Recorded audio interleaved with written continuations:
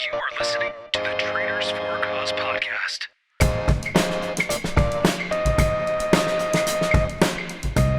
Hey folks, welcome back to the Traders4ACause podcast. I'm your host, Zach Shellhaas, Executive Director at Traders4ACause, and we're bringing back Mr. Nate Michaud this week, our president, to kind of kick off a new series, get the podcast rolling again. Kind of excited to have him on board. So what's happening, Nate?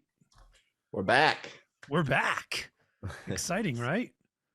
Very exciting. And I think the last time that we spoke, we were talking about market conditions and how it was like a ripe market for a lot of new traders and how experienced traders are making a killing.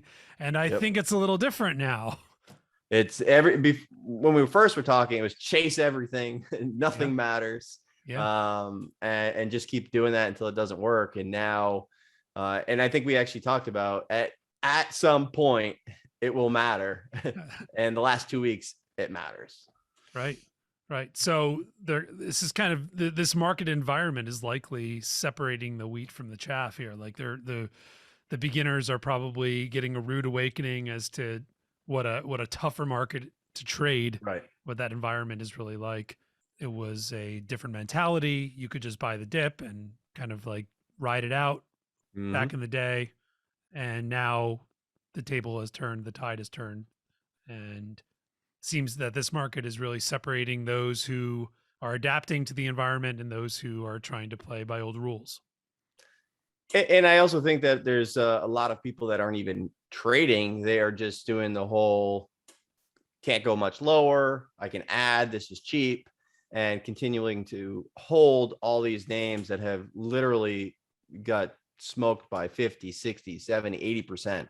A lot of these names, you look at the AMC and the GMEs. Last time we were talking about how you just have to embrace the chase, and it is what it is. And as I like to short sell, obviously, but I had to adapt and realize that that's not a smart decision in the market environment that we were in. You needed to take a couple steps back, be a little bit more patient, and I think it's just kind of flipped, where all these people that are looking to buy the dip, it's going to be just like the last time, and then it goes a little bit lower, a little bit lower, a little bit lower, and they start to find out about margin and margin calls. They think that a stock can't go much lower. It already dropped 50%, and then it drops another 50%. Right. So you've got a lot of these meme names. You've got a lot of these biggest runners, like the Pelotons from 100, 130 down to $20. And at 40, you think it's cheap. All of a sudden it halves again. And I think that the first moves down is not where people lose their money. It's thinking that it can't go that much lower. Of course. And all of a sudden it's a quick 50% down. The old, is this the bottom? Yeah. Is this the bottom? Is this the bottom? Is this the bottom? Might be. Interestingly, in my experience and talking with other guys who are short sellers, notably contrarian short sellers, a bear market, despite the fact that generally things are going down, it doesn't make it any easier to be a short seller either, because the market just behaves differently. Right. Now, thinking that way, I mean, obviously euphoria for a short seller is a wonderful strategy because you can, short into, ridiculous pops. Right. But the bear market environment is just overall more difficult to trade, is it not? It depends on the type of environment and what's happening. And if you're in a consolidation period, then it gets tougher, right? If you have heavy conviction, it starts to go the other way. But right now, the past couple of weeks, it's literally like a pinball machine, up, down, up, down, up, down. So the hardest part is getting conviction and trying to force that trade to work when it wants to go the other way. And by the time you get exhausted, you exit, but then the trade finally comes. So I think the hardest part is not carrying a heavy conviction one way or the other and just being a trader. And I think that's where a lot of people are probably getting chopped up, is trying to force what worked last week or the week before or the month before into these current market environments. And it doesn't matter. It doesn't have to bounce. It could look fantastic for 3 hours, Sure. And all of a sudden you're looking at a 500 or 1,000 point drop within the next couple hours, which is insane. I love it.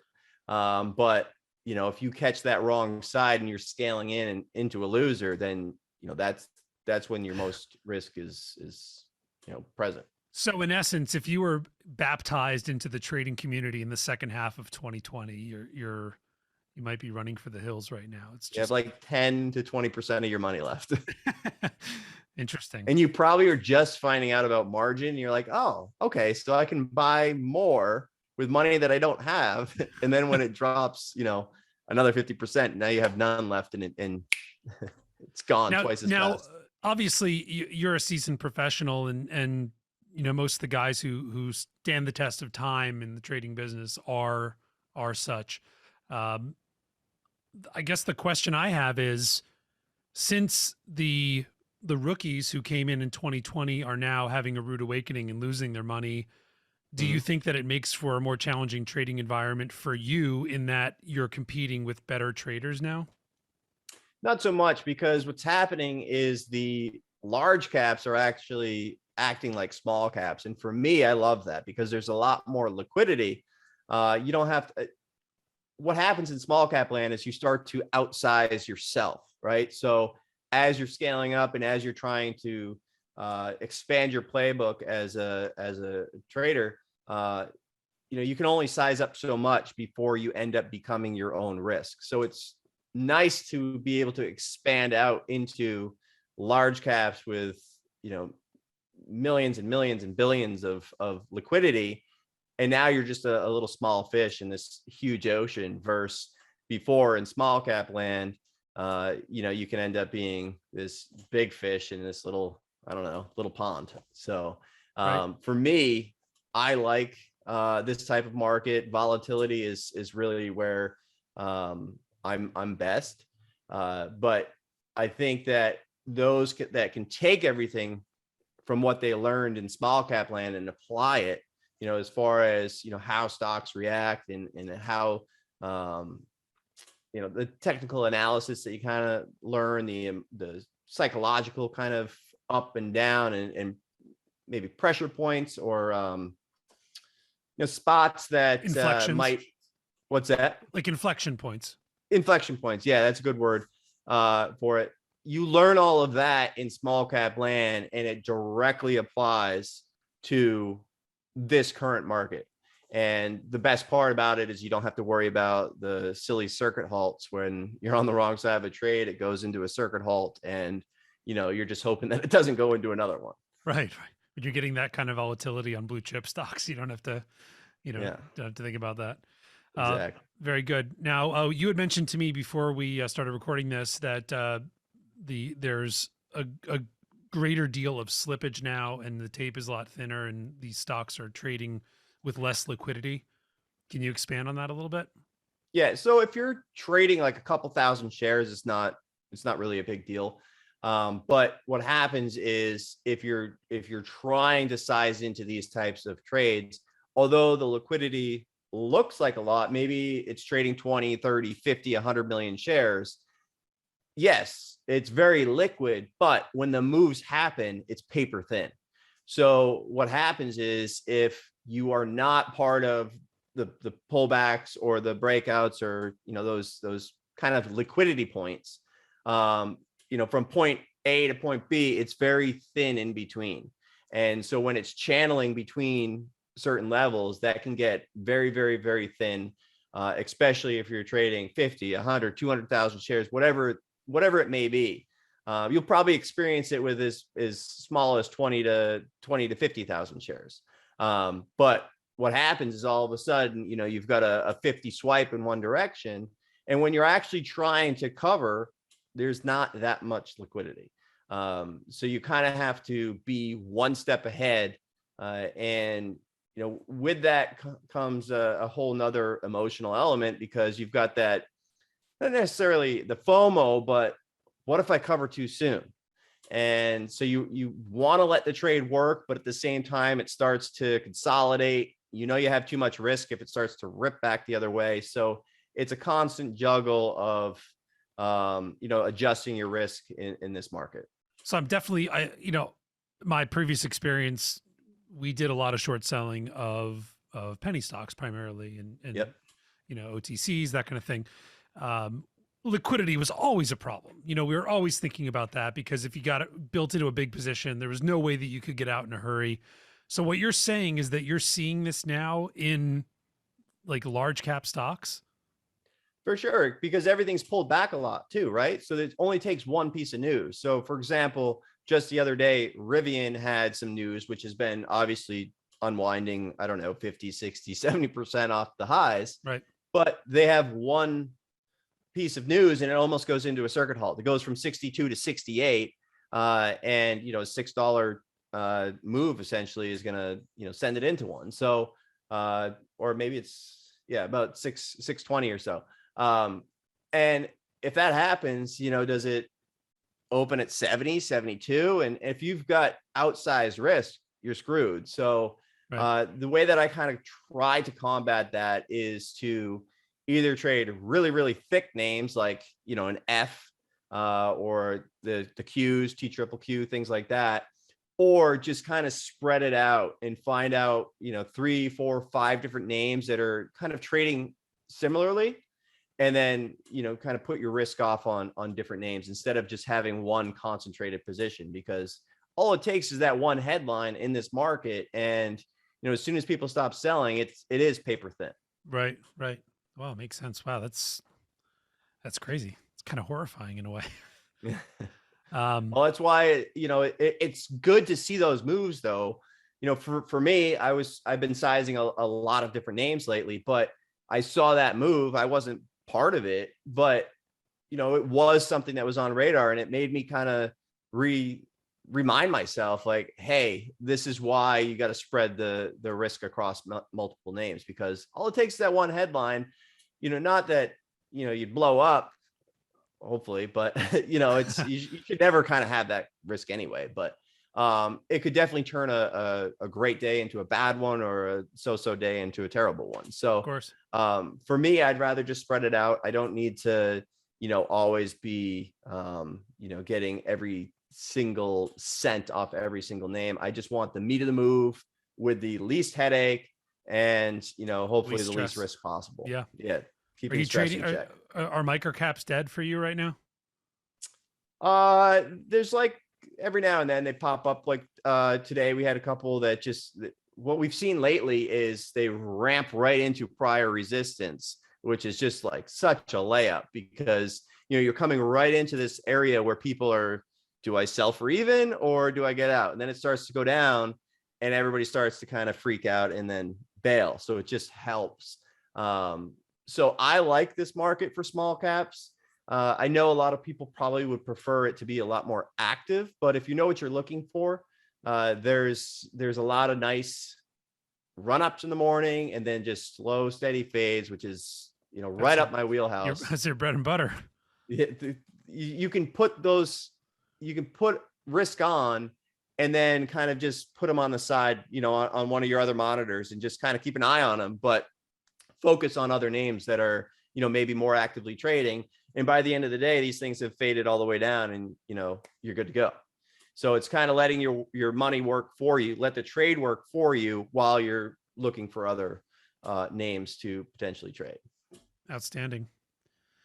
Well, this is a crazy market, and I wish everybody luck with surviving, and I understand that you're doing well. So congratulations, and I hope that continues going into the unknown here. It seems like everybody's a little bit nervous about the market condition going forward, but it's about time though. I mean, look, I don't want anybody losing, I'm not like that, but it is frustrating for me to put in the work and the time that I put, into this. Sure. And then just see everybody, just buy and hold these things and have them, do some crazy moves like AMC and GME. And it's like, maybe I shouldn't, invest so much time in this. Maybe I should just, do it, but it's finally caught up. And again, it's unfortunate that they've probably made different life choices now based on their portfolio value a year ago, which is now 10% of that.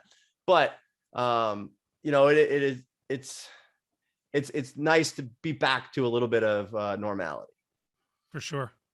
Speaking of normality, to kind of change the subject here, Traders for a Cause, we had a really fantastic event. That was fun. In October. Yeah, it was great. We had a lot of new faces, a lot of new faces.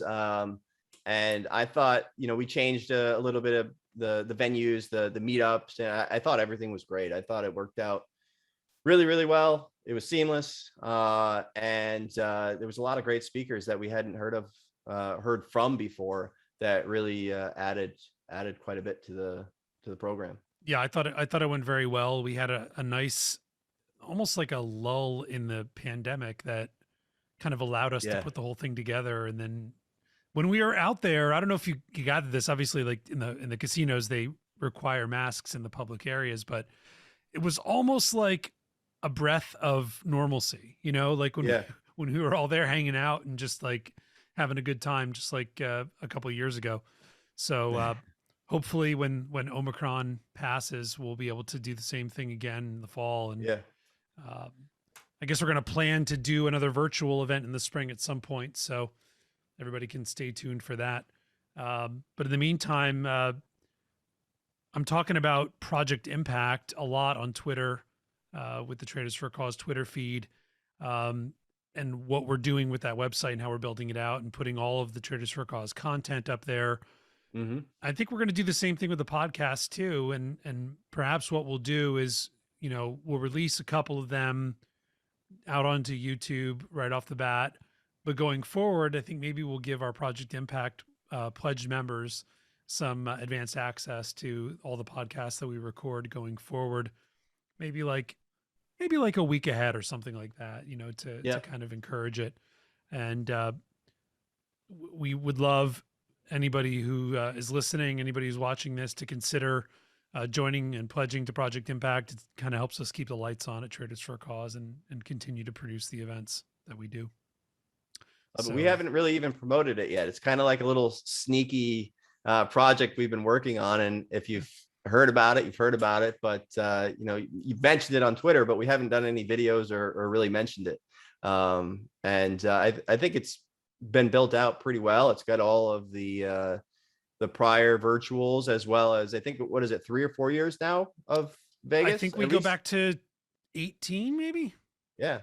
So yeah, I mean, there's a lot of content up there now, all the presentations, and just in case you're curious, I think I would say 90% of the content is almost evergreen. Like there's really not, like the guys that have done speeches for us out in Vegas, they're not really talking a whole lot about like very time specific concepts. So I would say the only non-evergreen would probably be Jay Minspire, which is he made some good shipper calls. Yes. So you can go back and look at the call and then look at it now. Yeah, then you can. But there was a lot of like process oriented. One of the Brian Lee, he had reached out, I think 2 or 3 years ago, and he said one of his dreams would be like to speak at Traders for a Cause. And I had brought it to you, and we were pretty much full that year. Yeah. And I was like, not this year, but keep you in mind next year. And then I remember he had done like a video, just a really good work ethic kind of kid. But he had made a whole video, and he's like, you know what, I know I wasn't speaking this year, but I just wanted to, add value to the community. And he put something out that year. But this past year he came and he just knocked it out of the park with, coming from where he came from, facing a lot of adversity, and then just absolutely crushing the end of 2021. And he totally awesome to see. He totally left it out on the stage too. Like he really bared his heart, and I think it really connected with everybody in the audience, and we got a lot of great feedback. So I look forward to having Brian on the podcast. Actually, he's on my schedule. He told me he's getting some remodeling done. After he watches this, he's next. He said he's getting some remodeling done in his house, and that I should get back to him in a few weeks. And I told him, like, I knew you did well, but you have enough money to remodel? I mean, good Lord. He could buy a green screen and then put, whatever he wants behind him. Is the lumber still like $10,000 a piece. Yeah, it's up there. It actually pulled back and then it ripped to new highs. And I've Right actually on. been watching it because I'm going to build in a couple months. But That's right. like I got to short it, get it down. Yeah, get on that. So speaking of Brian Lee, he threw out a question because we went to Twitter a couple days ago and asked everybody for some questions that they'd like Yep. you to discuss. And of course, Brian Lee goes, right to the sentimental side, and he talks about how you are raising your kids. So he wants to know how, whether you're going to encourage them to be an entrepreneur like you are, or whether you're going to encourage more like the collegiate path and seeking employment. So what do what's your plan for your kids? It's got to be traders. No, I mean it's tough because you want them to follow their own dreams, and I've known people that parents have pushed them to get into business school, and it's they hate it. Right. And I've seen there's just so many different things. So I really think it's just going to be a situation where you kind of follow the path where you think you want to go, and if I can help along the way, I can. But we'll see. My wife is kind of artsy as well. She does floral, which is kind of entrepreneurial. She runs a florist, but that's entrepreneurial in itself. So that would be great, if Adeline wanted to be, part of that, as she's a little bit older and learn running a business and entrepreneurial side of things. But who knows? Aiden's just running around like crazy right now. Maybe, well, you can get him. Encourage them both to get into sports, and I honestly don't know, and it's definitely tough. Do you push the college route? You could. I think that it's important that everybody kind of has that in their life. I mean, that was some of my best years, and I met a lot of friends, lifelong friends. But Sure. At least experience it. And if something happens entrepreneurially before, then, by all means, follow your dreams. But, for me, I was good to go by probably my sophomore year.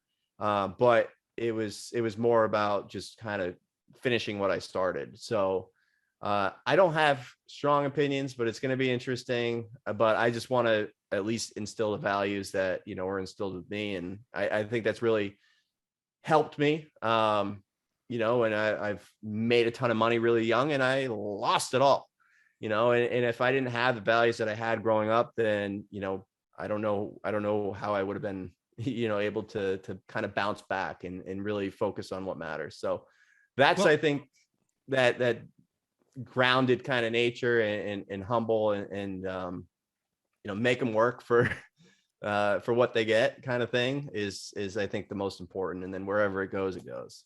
Well, if we could have a few more market years like 2020 and you wanted to teach your youngest how to trade, he only needs to be able to press one button, right? I mean, That's like bye. it's one button and all of a sudden he's a trader, just like the other masses that came in at that point. That's it. So interesting. Okay, cool. So Brian, I hope that adequately answered your question, which was he like went very deep, and he was the first one to give us a question, and he went right for raising the kids. I love it. No, it's definitely important. And I think there's a lot of good conversations you can have. Like it's such a involved career compared to, some of these other career choices that people make where you literally work an 8 to 5. That's it. You shut it off, Right, and right. this is a career path that, I mean, it never stops. And I had vacation last week, and I got away, but I was involved in the morning just to stay current because I don't want to lose a week's worth of what happened. And so I check in the morning. Yeah, you got to check it in the morning, you got to check it at night, and I know that's like terrible, but at the same time, I came back Monday, and it was one of my best days of the year, and just be staying current with the market conditions. And you make this excuse back in 2020, like we don't know how many months this is going to be like this, so you got to take advantage now. And then 2020, the rest of it happened, 2021 happened, and here we are 2022 when we're still saying, well, we don't know how long it's going to last. So do you think that trading in general, do you see that your career doing this, following the path where at a certain point it's just going to have to be like a cold turkey thing? Like that's it? I don't think it'll ever be cold turkey. My uncle, actually, he just turned either 87 or 88. And he's like, Nate, in December, I'm done. He timed it perfectly. He's like, I'm done. I'm getting out. I just, it's harder for me to focus watching all these stocks now, this and that. But he's lifelong entrepreneur and, business and all that kind of stuff. So I don't know that I would ever 100% be out, but the last summer I took a lot of time off, which I had trouble doing before. But yeah, priorities start to change. One thing that I had said, I don't remember if it was a tweet or just something in one of my scans or a Sunday video or something like that. But, a lot of people are kind of chasing after, what they see on social, right? But you're chasing after the single dude who's 22 that's like absolutely crushing his career, or this person that's been trading for X amount of time. There is no family, there is no sure, all these other priorities that you also have. So you have to kind of make sure that you're not chasing something that isn't really reasonable for you. And I feel like a lot of people fall into that trap and always feel like they're not good enough because somebody else is making more. And somebody else will always make more. Always. And you really have to just kind of figure out where you want to go, what your path is. And I've got a couple different goals, non-trading related, where I'd like to build out a couple different things in different businesses and locally, and after that maybe priorities shift. But even with my own business with IU, it's it's something that I love, and sometimes people they're like, well, why do you have it if you're a successful trader? But where else would I go if I was a successful trader and I wanted to have that kind of information, right? So sure. For me, it's trading's my passion. It's not running a business, but it's something where I'd like to not necessarily mentor different other people, but I'd like to expand out a community and bring in different people to be able to continue, that community also feel that we have. Also, it's beneficial and therapeutic to talk about this stuff anyway. So it's not like you're not getting anything out of it. You're certainly putting your heart and soul into IU, and by verbalizing a lot of your ideas and talking about that stuff, it definitely helps you. There's no question. Well, like I told you too, and in 2020 I called Greg and I'm like, I hit every number that I ever was like kind of in my head, trying to get to. Right. And I'm the most confused I've ever been. Right. And he's like, yep, been there, done that. And so it's your priorities are always going to change. Your numbers are always going to change. And you just kind of have to figure out what you want out of your life. You've got one life, you got to figure it out. And I can tell you one thing, if you're always chasing for the next number, the next number, the next number, it always changes. You're never going to be happy. So you have to find other priorities, other things that are going to make you happy. And in my opinion, that's really the true success. Right. You want to be present with your kids, especially. I mean, like, if you can't have a life outside of trading, then what are you trading for? Exactly. What's the point? And then you end up in a bad rut. Look at all these people that have done extremely well on the long side, and all of a sudden you get a market like this where literally every stock's down 50%, except the indexes. Yeah. You start to look back at all this time that you coulda, woulda, shoulda, spent. So it's really, kind of spearheading it, straight on. And it's been a work in progress. I'm not perfect by any means, and there a lot of times market is on my mind, but I've worked very hard to disconnect at particular days, weeks, whatever it may be. Sure. Quiet time, downtime, important. Yep. All right. Well, we have a few questions that came in. Maybe we could do like a little bit of, rapidish fire, where you can kind of like knock Jim these Cramer out. lightning round. A lightning round. Yeah, we can do that. So a couple of them are kind of similar. One person was wondering your best way to determine entry points, and somebody else was talking about hotkeys. Maybe we could kind of roll that into one question, talking about where you find how you determine your entry points and how you incorporate hotkeys into your trading. All right, I'll do the entry points. Remind me in the hotkeys when I forget. Okay. But entry, I say this a lot, looking left. So for me, I always want to look at prior levels of support and resistance. And I used to be the trader that did not want to miss, not necessarily the top, but I don't want to miss the move. And I started to realize that a lot of times just being patient and letting that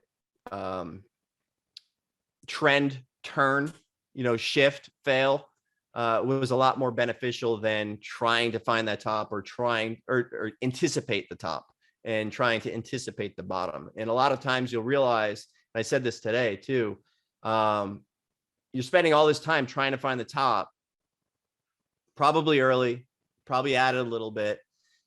What actually happens if you're just patient, you probably end up with a better average after it fades than if you're just trying to find the top. Or in the same thing with the market trying to bottom, when you're, all right, maybe it bounces now. Nope, lower. All right, I'll add some. Maybe it bounces down. Nope, lower. And then if you actually wait for it to rally, you're entering at that same spot or better than all these other times that you were trying, without the stress, without all the risk that you kind of took on to potentially even break even. So for me, the biggest change over the last couple of years has just been letting whatever move is exhaust out and not try to find the top or the bottom. Just try to find high daily rangers and be looking for the meat of that particular move. And then moving into hotkeys, what I recommend is whatever you do the most, just add it to your keys. And so I use the F keys a lot, F1 through I think 8. And then I have a couple G ones on the side, but you should always have like a cancel all orders just in case, little panic button. But I do, the in between, I think it's F1, 2, 3, 4, and then there's typically a space, and then 5, 6, 7, 8. And those are kind of the short side and the long side. And then that's a small entry, bigger, and bigger. And Are the share numbers like arbitrary, or do you have like whatever you typically do? So if it's 500 that you do a lot, or as a starter, or 5,000, that should be your first one. Then, so it could go 5,000, 10,000, 20, 50. Or it could be, 100 shares, 200 shares, 500 or 1,000, whatever you typically would do. But what I've found is, and I use the point and click. So I just point on the level 2, it auto fills in the price, and then I can just fire away. Some people choose to auto just put it on the bid or swipe the offer plus, a cent or 2 or 5 cents, whatever you want to do. But I prefer just to click on the level 2. Very fast. I used to do everything manually, and I didn't understand why people did hotkeys. And now I don't understand how you cannot use hotkeys. It's made me so much faster. And when you get a flush move, you're talking about, okay, I'm going to go and put this in, type this in, do that, then press buy. And the move's already, swiped back. Whereas flushes down, bam, hit a key, you're out. You'd have Max build you an API. That's what you need. There's a lot of people that do that too, and it pulls into Excel and it tells you when your risk is out of whack or whatever. But the way that I trade this works for now. If I was managing more of a portfolio type, a lot of positions where I need to be alerted if something's out of whack, then maybe. But for right now, just what I would suggest is whatever you find yourself doing most often manually, do that. And, there's other things that you find yourself doing on your charts every single day that you could also add a hotkey for. For example, too, even if you're a short bias trader and you find yourself locating stuff, sometimes you got to go and click and find the short menu, to try to find some inventory. Right. You can just hit a button and it pops up, and then you don't have to do 10 steps to get there. You just hit a button, boom, locate it. That could be the difference between an entry or not. So it's all about speed. So again, whatever you find yourself doing every single day, that could all be automated. So that segues very nice into another question that we got. Somebody was asking about locates and the quantity that you locate, whether you use all the shares every time. How do you determine sizing for your locates and whatnot?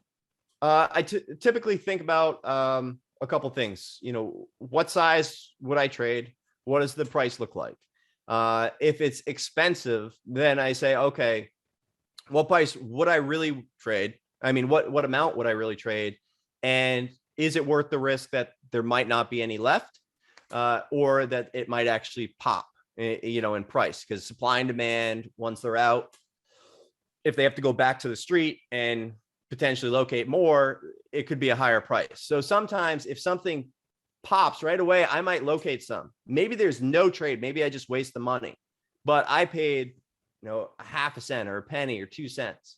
And then it starts to be the trade of the day, and it ends up being a dime or 15 cents a share because it's a tiny float. Well, sure.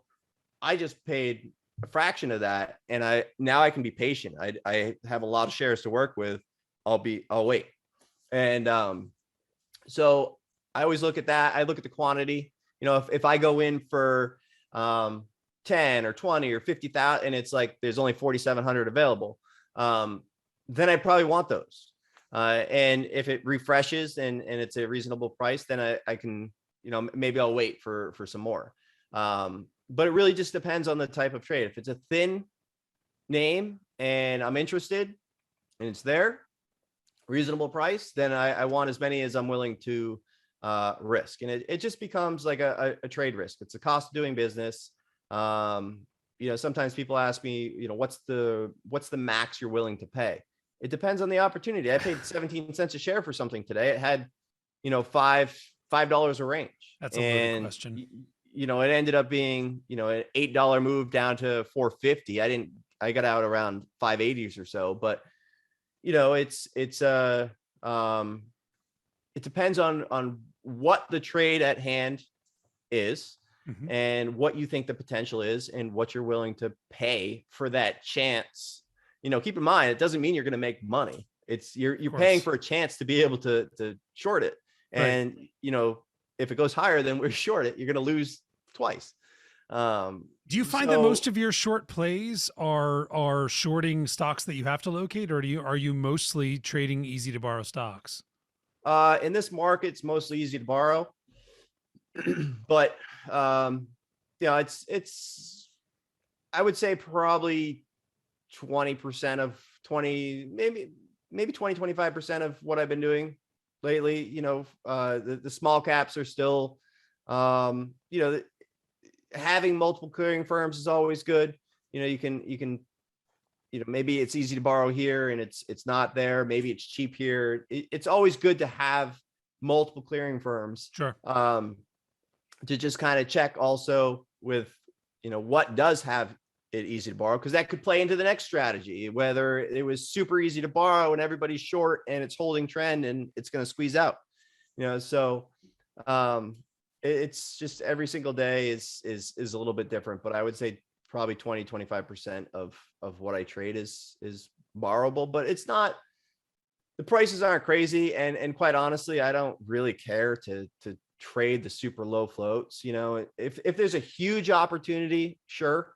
But for me, the stress involved, the potential of circuit halts, and you're giving me nightmares, dude. Huge trades there, but I'd rather trade them a little bit smaller, and just, take advantage of the price action. It was a good opportunity, but I'm not looking to size, ISIG is one that comes to mind, or LFVN. These stocks that went from 5 to 10 to 20 to $28 per share. That's how you blow up. I'm all set. I'll trade it small here and there, but those days are over. There's just so much liquidity elsewhere without that risk, right? That to me, have at it. Somebody else. It used to be that stocks like that were the ones that were making big moves, but now that you have large caps that are moving 25%, large caps are the small caps. Yeah, exactly. So no, I totally get that. But a recent one, which was kind of interesting to me, was like Lucid, LCID. That was something that it was almost like AMC last year, probably at this time, but hard to borrow. And you're like, how can this be hard to borrow? And it's expensive. Lucid was easy to borrow every single day. Then it went to a penny, then 2 cents, then almost 3 cents. And so to me, that was like, hey, there's a lot of people hedging right now. There's a lot of people short and borrowing and hedging against this lockup that just came. I think it was a week and a half ago or so. But to me, that was kind of like I don't want to be first in expecting it to tank on the lockup, because I know everybody's hedged. So if everybody's expecting it to go down, it probably won't, because nobody's really, nervous right now. They've already hedged. Right. But if it goes up, people are going to freak out because they've kind of, they shorted into it probably too much, anticipating the lockup. Let it play out, and then don't forget about it. And of course I forgot about it, but it completely came apart. But it was interesting to see that such a big name was, actually hard to borrow. And to me, that gave me a little bit of it. I did trade it, the days following, but I had since lost it off radar. But it was a little bit of an edge for me, in my opinion, because it was like, I don't want to step in front of this, but don't forget, when it does break down, probably going to unwind. All right, moving on. We got 2 left. Are you up for it? Let's do it. All right. So somebody writes in that they struggle with their daily routine. So they wanted you to kind of walk us through what time you get up, kind of like how you approach your daily routine. Cool. Well, first off, David Goggins, I always say, whenever people ask about a routine, or like, they can't get into one, or they can't do this or that, can't hurt me.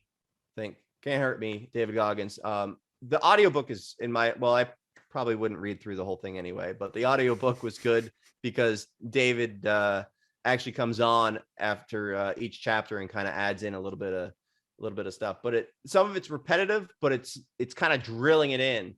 And for me anyways, it helped with not making that excuse. We can always be like, well, I'm going to do this tomorrow, the next day, and the next day. Right. So I would definitely get that audio book, watch that, listen to it, whatever. But for me, it's the same thing every single day. Consistency. Hopefully I don't wake up at 4 a.m. Sometimes, you do, you peak at a particular stock and you see it's up, and then you can't fall back to sleep. But usually, like, if it's Tuesday, Thursdays, I do a workout in the morning. So I get up at 5:15, but most of the time it's like 6-ish, 6:30. And I just try to stay away from trading as long as I can, because once you put on that first trade, that's it. You don't know if it's going to be if it's going to require a lot of attention, or if it's going to be just a nice, beautiful unwind type trade or break at whatever side you're on. So for me, I try to kind of push that, as far away as I can, and not get involved as much as I used to pre-market, because that time is valuable. And if I've got, stocks on my mind and my kids are waking up and I got to go run back in and check, it's just not really worth it to have, stocks on that early. So it's unnecessary stress. For yeah. sure. And so usually I come take a peek 6:50 a.m. to 7, see what happens, just because that's when E-Trade starts to open. E-Trade starts at 7 a.m. So you usually see some moves start. And that's getting back to that locate question. If there's something that starts to rip, that's a time where I'm like, all right, do I think I'm going to trade this? And locate if I think I'm going to trade it. If not, or if there's a lot of availability, then I'll just, kind of wait and kind of see what happens. But that's 7 a.m. Usually take Becca for a walk somewhere between 7:15 and 7:45 a.m. Come back and review what's happening around 8. Shower, do all the morning type stuff. Adeline leaves for school shortly thereafter. And then really start to zone in around 8:30, 8:50. I do the morning call every single day in the room, which is, on the microphone and discussing sort of, there's 20 names on watch. These are the 2 that I'm focused on. Right. What I'd be looking for, thoughts on the overall market for the day, and sort of that verbalizing everything I need to, that I need to remind myself and reminding others. Sure. I think I've said it before, but verbalizing things does help. And a lot of times you'll say something and then you find yourself starting to do something else. You're like, no, that's not what I said. And I think that getting it out there helps you with that. So I think that's important. And then eyes on, focused, after that through at least 10, 30, 11. And I think 10, 30, 11 is a good time to ask yourself, are these doing what I thought they were going to do or not? And if they're not, just move on, because otherwise I know that I used to just be in that name from, open till 3:59:58, like 2 seconds before close, I'm done with the trade. But you know what? At 10:30, I knew that I shouldn't be in that trade. So usually around 10:30, 11, I just kind of reevaluate everything that I'm trading. And if it doesn't get that mark of approval, then it's out and move on. So midday, just normal, make sure that you eat and go through till 4. Get off desk right away. Me and my wife kind of split the next 2 hours. So usually 4:15 to 5:15 is me. I don't have to worry about kids. I don't have to worry about anything. I can just kind of go unwind and do my thing. Otherwise, I'm just kind of like a zombie, after hours if I don't get that unwind time. And I really only need 5 or 10 minutes of just this mindless activity, and then I'm good.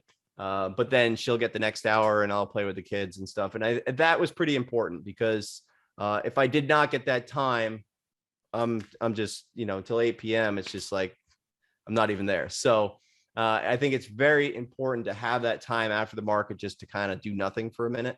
And then you're good to What go. is do nothing? Does it mean like take just a walk like again, go for a ride, flip through social? What's that? Like flip through social media, like Instagram, No, and like screw just that. yeah. I really, yeah, maybe reply and reply to some people on Twitter for fun. But no, it's getting away from that. Actually, it's going outside, getting in the car, go for a ride. If it's nice out, whatever. I mean, all these different things, but just like not have anything to worry about. And then you try to hang out with kids and do that kind of stuff. Sometimes gym at night with Zach does the one of the you met Zach in Vegas. He spoke, but does the virtual workouts that we have a lot of traders doing now, which is great.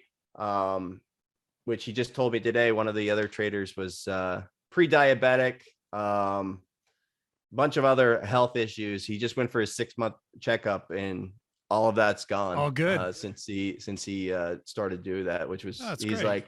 like, Nate, that's why I do this.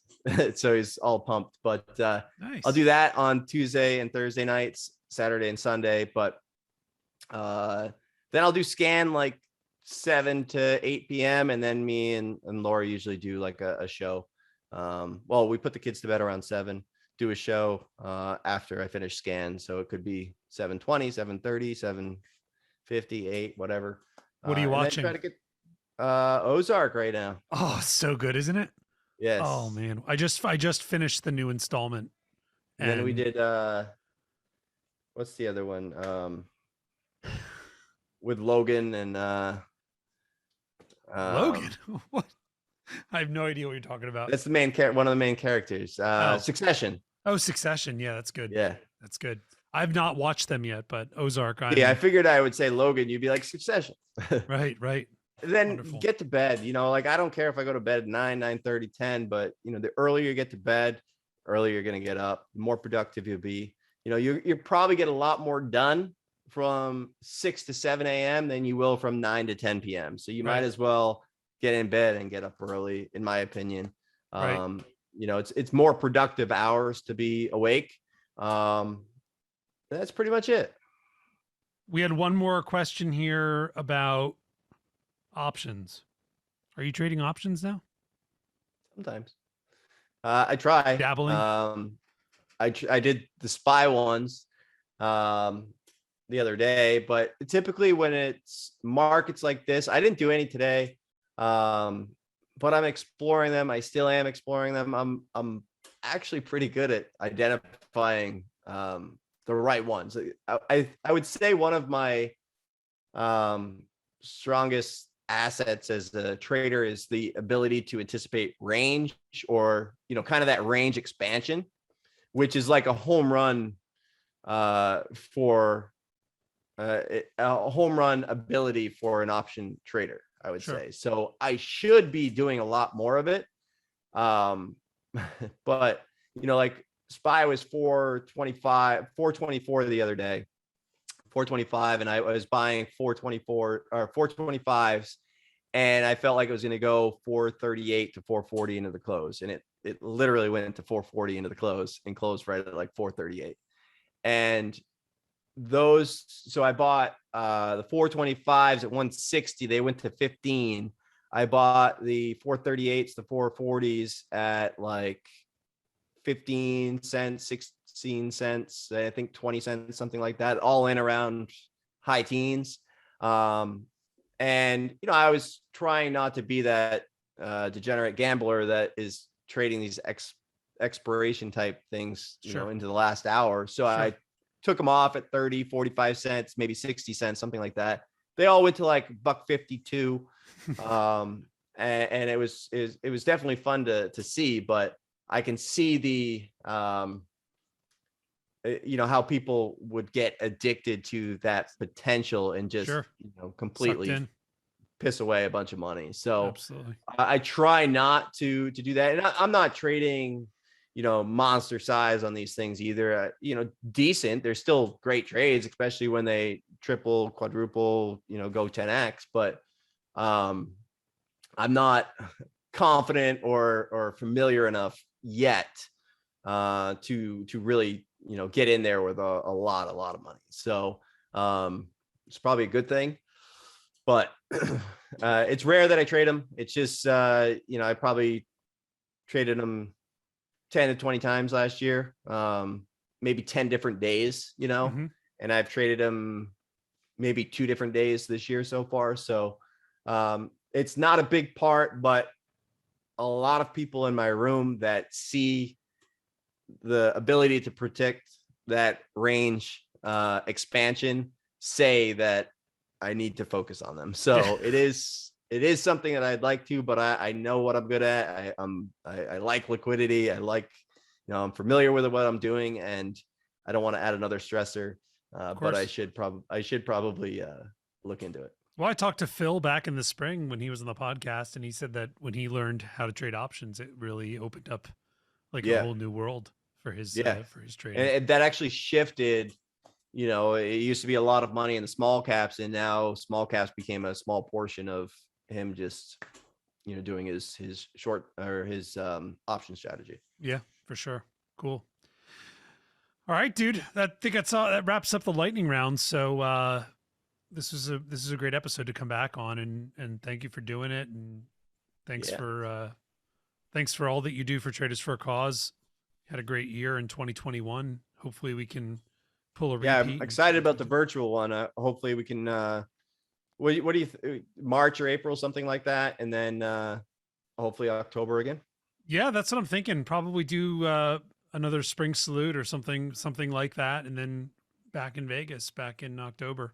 That's what I'm hoping, and I'm thinking that maybe just maybe it'll be even more normal in Vegas. It was even with COVID, and they force you to wear the mask, which is I'm fine with that. But the room was, I'm glad you went with the bigger room. Yeah. I mean, it felt very comfortable. And now we know we could even pack more people into there.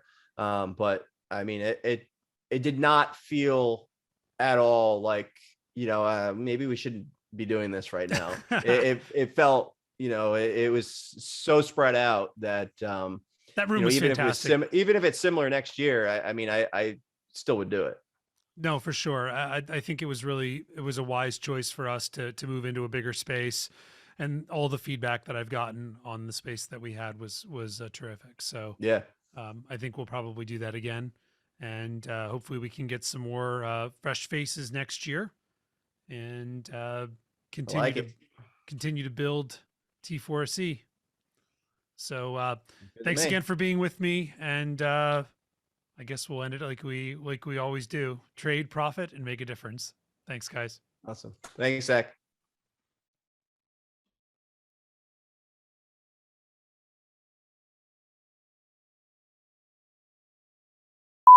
What are you drinking? This is good old Costco Kirkland Signature acai blueberry pomegranate vitamin water. Kirkland brand, baby. I am now a Costco member. Got it for Laura for Christmas, and I went in once.